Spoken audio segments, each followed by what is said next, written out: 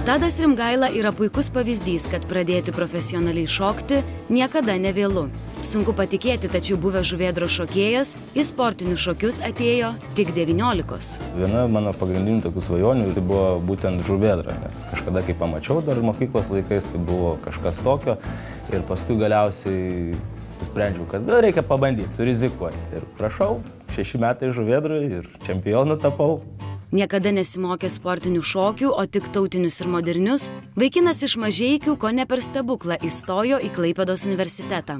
Svajonių komandoje Skaistutės ir Romaldo Idzelevičių vadovaujamame ansamblyje Žuvėdra Tadas atsidūrė ne iškart. Pirmas tas patekimas buvo toks, kad nešiau vandenį tiem tikriesiems žuvėdriečiams. Susipažinimas su žuvėdra tai buvo pirmo kurso greičiausiai pabaigoje, kuomet vadovė pakvietė ir ten į galą pasitrinti, tiesiog pasimokyti žingsnelių. Kas liečia Idzelevičių, čia turbūt iki gyvenimo pabaigos būsiu dėkingas už to, kad patikėjo, kad tas žmogeliukas, kuris niekada nešokė sportinių šokių, iš jo galima kažką nulipdyti, padaryti. Ir buvo ir ašarų, ir džiaugsmo, ir pirmų vietų, ir antrų, ir savo kolekcijoje dabar turiu 10 medalių.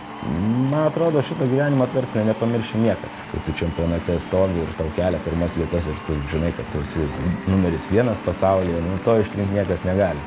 Pripažinkite, Tado patirtis įkvepianti.